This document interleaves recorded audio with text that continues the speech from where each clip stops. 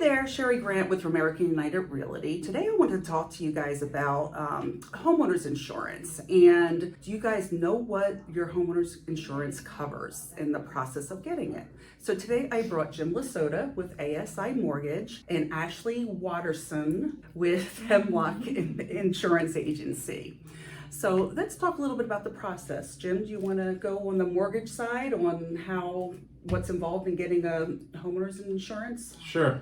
Anytime anybody gets a mortgage, the insurance is part of the process. That's a requirement. So Ashley, as an insurance agent, would quote up the insurance. So I'd have the quote so we know what it's going to cost, and then we have to get her some certain information, and that will all end up on declaration page, which we need to put in place in order to close. So we're not going to declare to close until we actually get the insurance in place.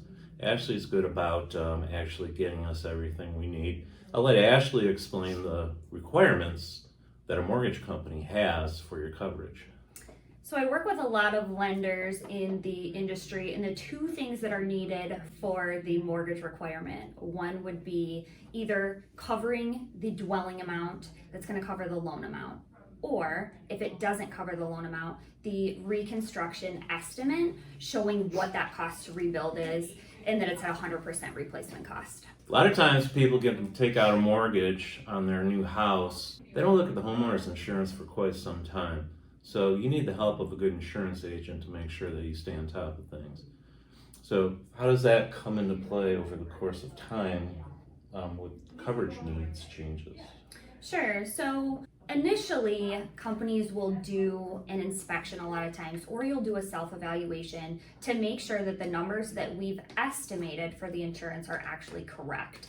And then each company or each carrier annually will review what they're seeing as far as cost per square foot for losses, and also they'll adjust your dwelling coverage typically on an increase to kind of match what the market's doing.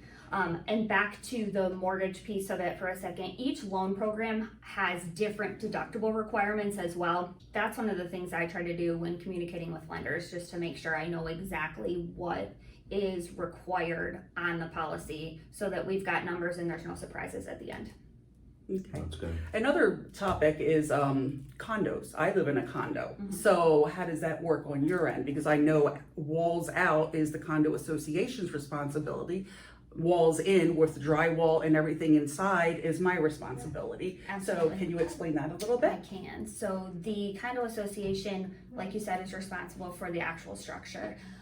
The bulk of what's covered on a condo policy is going to be estimating your personal property, which is kind of hard. People often say, like, well, how do I estimate how much stuff I have? We had a carrier do a study a couple years ago that said the average person has about 40,000 in personal property. So I typically buffer that a little bit, and I'll use 50,000 as a baseline, and based on a conversation with the client, you or whoever that is, make adjustments for those numbers.